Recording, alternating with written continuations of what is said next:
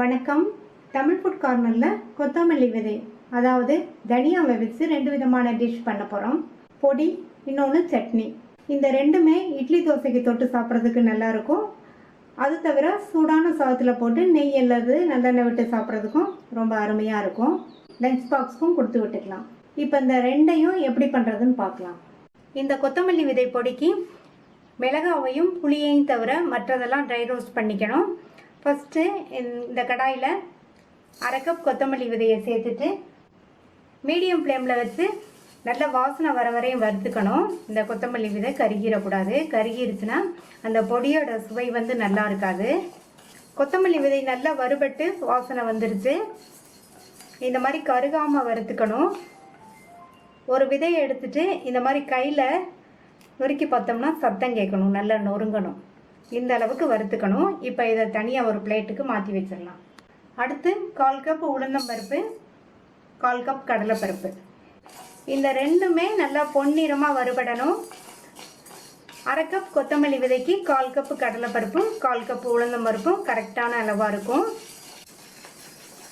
2 பருப்பும் நல்லா பொன்னிறமாக வறுபட்டுருச்சு. இதையும் எடுத்து வச்சிடலாம். அடுத்து 1/2 கைப்பிடி அளவு க்ளீன் பண்ண கருவேப்பிலை. கருவேப்பிலையில் கொஞ்சம் கூட ஈரம் இருக்கக்கூடாது. இது கூட 10 பூண்டு, சின்ன சைஸ் பூண்டு. இது ரெண்டையும் வறுத்துக்கலாம். கருவேப்பிலையும் நல்லா மொறுன்னு வறுபற்றும். பூண்டில் உள்ள ஈரத்தன்மையும் போயிடும். கருவேப்பிலையும் நல்லா மொறுன்னு வறுபட்டுருச்சு. பூண்டில் உள்ள ஈரத்தன்மையும் போயிடுச்சு. நான் வந்து சின்ன பூண்டுங்கிறதுனால ஒரு 10-12 போல் சேர்த்துருக்கேன். பெரிய பூண்டுனா 5-6 சேர்த்துக்கங்க. இதில் 1 டீஸ்பூன் கல் உப்பு சேர்த்து வறுத்துக்கலாம். இந்த உப்புல உள்ள ஈரத்தன்மையும் போயிடுச்சு. இப்போ இதையும் தனியாக எடுத்து வச்சிடலாம். அடுத்து இந்த கடாயில் வந்து கொஞ்சமாக ஒரு 1/2 டீஸ்பூன் எண்ணெய் விட்டுருக்கேன். அதில் 12 காஞ்ச மிளகாவை சேர்த்துட்டு இந்த காஞ்ச மிளகாய் நல்லா மொறுன்னு வறுபடுற வரைக்கும் வறுத்துக்கணும். நான் வந்து 12 காஞ்ச மிளகாய் சேர்த்துருக்கேன். நீங்கள் உங்கள் காரத்துக்கு தகுந்தபடி சேர்த்துக்கங்க. மிளகாய் நல்லா வறுபட்டுருச்சு. மொறுன்னு சவுண்டு கேட்குது. இதையும் ஏற்கனவே வறுத்த பொருட்களோடு எடுத்து வச்சிடலாம். கடைசியாக புளியை வறுக்கணும். இந்த கடாயில் 1 டீஸ்பூன் எண்ணெய் விட்டுருக்கேன். ஒரு நெல்லிக்காய் சைஸ் அளவு புளியை இந்த மாதிரி பிச்சு வச்சுருக்கேன். அதை இந்த எண்ணெயில் சேர்த்துட்டு இந்த புளி வந்து நல்லா மொறுன்னு வறுபடணும். அது வரைக்கும் வறுத்துக்கலாம். புளியை இந்த மாதிரி பிச்சு சேர்த்தா தான் நல்லா வறுபடும். ரெண்டாவது நல்லா மொறுன்னு வறுத்தா தான் பொடியில் சேர்த்து அரைக்கும் போது நல்லா அரைபடும். இந்த புளியும் நல்லா வறுபட்டுருச்சு. ஸ்டவ் ஆஃப் பண்ணிவிட்டு இதை பிளேட்டுக்கு மாற்றி வச்சு ஆற விட்டுறலாம். வறுத்து வச்சதெல்லாம் நல்லா ஆறிடுச்சு. புளியுமே நல்லா ஆறி இங்கே பாருங்கள் நல்லா மொறுன்னு இருக்குது. உடைக்கும் போது இந்த அளவுக்கு வறுத்தாதான் இந்த பவுடர் ஆகும்போது நல்லா சேர்த்து அரைபட்டுரும். நான் வந்து வறுத்து வச்சதில் பூண்டை மட்டும் தனியாக எடுத்து வச்சுருக்கேன். பூண்டை தவிர மற்ற எல்லாத்தையும் மிக்ஸி ஜாரில் சேர்த்துடலாம். ஃபஸ்ட்டு இதை லேஸ் கொரப்பாக அரைச்சிக்கலாம். லேஸ் கொரப்பாக அரைச்சாச்சு. இப்போ இதுக்கு உப்பு கொஞ்சம் கம்மியாக இருக்குது. 1/2 டீஸ்பூன் தூள் உப்பு சேர்த்துக்கிறேன். சேர்த்துட்டு நல்லா ஒரு தடவை மிக்ஸ் பண்ணி விட்டுட்டு அடுத்து ஏற்கனவே நம்ம வறுத்து வச்சுருந்த இந்த பூண்டை இதில் சேர்த்துட்டு 2-3 சுற்றிக்கலாம். இந்த பூண்டு இந்த பொடிக்கு வந்து நல்ல வாசனை கொடுக்கும். கமகமன் வாசனையோட டேஸ்டான தனியா பொடி ரெடி ஆயிடுச்சு. இதை வேறு பவுலுக்கு ட்ரான்ஸ்ஃபர் பண்ணிடலாம். அடுத்து சட்னியை ரெடி பண்ணிடலாம். நான் வந்து 2 டேபிள் ஸ்பூன் நல்லெண்ணெய் எடுத்து வச்சுருக்கேன். இந்த சட்னிக்கு நல்லெண்ணெய் தான் நல்லாயிருக்கும்.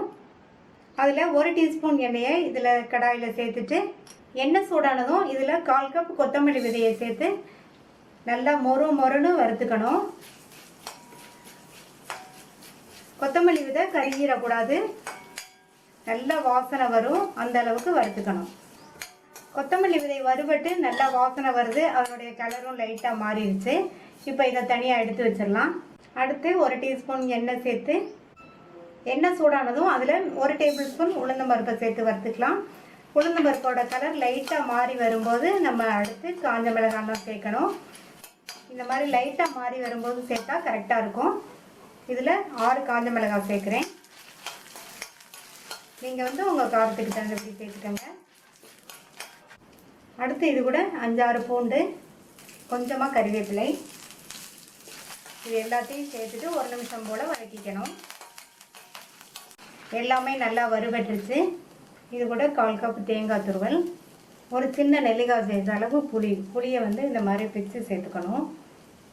இந்த சட்னிக்கு புளி கொஞ்சம் கூடுதலாக இருந்தால் தான் நல்லாயிருக்கும். இந்த தேங்காய் துருவலோட கலர் லைட்டாக மாறுற அளவுக்கு வதக்கிக்கணும். தேங்காய் துருவலையும் வதக்கியாச்சு, கலர் லைட்டாக மாறி இருக்கு. ஸ்டவ் ஆஃப் பண்ணிவிட்டு இதை ஆற விட்டுடலாம். வறுத்து வச்சதெல்லாம் நல்லா ஆறிடுச்சு. ஃபஸ்ட்டு கொத்தமல்லி விதையை இந்த மிக்ஸி ஜாரில் சேர்த்து அரைச்சிக்கலாம். கொத்தமல்லி விதை அரைக்கிறதுக்கு லேட் ஆகும். நம்ம எல்லாத்தையும் ஒன்றா போட்டு அரைச்சோம்னா கொத்தமல்லி விதை அரைப்படாது. இப்போ ஃபஸ்ட்டு இதை அரைச்சிக்கலாம். இது கூட மீதி உள்ள எல்லாத்தையும் சேர்த்துட்டு இது கூட சட்னிக்கு தேவையான அளவு உப்பு, தேவையான அளவு தண்ணி சேர்த்து இதை நல்லா நைஸாக அரைச்சிக்கலாம். சட்னி அரைச்சாச்சு. இப்போ இந்த சட்னியை தாளிச்சிடலாம். 2 டேபிள் ஸ்பூன் எண்ணெய் எடுத்தோம். அதில் வறுத்ததுக்கு போக மீதி உள்ள எண்ணெயை இதில் சேர்த்துக்கலாம். எண்ணெய் சூடாயிடுச்சு. அதில் 1/2 டீஸ்பூன் கடுகு பொரிஞ்சதும் 1/2 டீஸ்பூன் உளுந்து,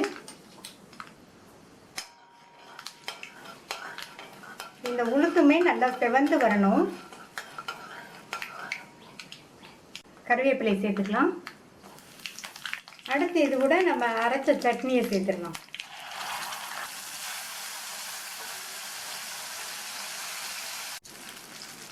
சட்னியை சேர்த்துட்டு நல்லா ஒரு தடவை கலந்து விட்டுக்கணும்.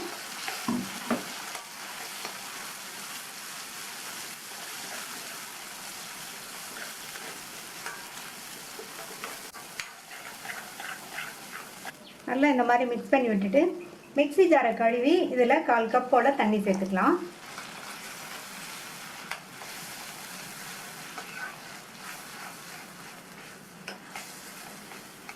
தண்ணி சேர்த்து நல்லா ஒரு தடவை மிக்ஸ் பண்ணி விட்டுட்டு இதில் நான் 1 டீஸ்பூன் அளவுக்கு பொடித்த பனை வெல்லம் சேர்க்குறேன். இதுக்கு பதில் நீங்கள் பொடித்த வெல்லம் இருந்தாலும் சேர்த்துக்கோங்க. இந்த பனை வெல்லமோ ஏதாவது ஒன்று சேர்த்துக்கோங்க. அப்போ தான் இந்த சட்னியோட டேஸ்ட் ரொம்ப நல்லாயிருக்கும். நல்லா ஒரு தடவை கலந்து விட்டுட்டு மூடி வச்சு ஸ்டவ்வை சிம்மில் வச்சு அப்படியே 2 நிமிஷத்துக்கு இருக்கட்டும். சிம்லேயே மூடி போட்டு 2 நிமிஷம் ஆச்சு. சட்னி நல்லா எண்ணெயிலேயே வதங்கி மேலே எல்லாம் எண்ணெய் பிரிஞ்சு வந்துருச்சு. இந்த சட்னி நல்லா கமகமன் வாசனையோடு இருக்குது.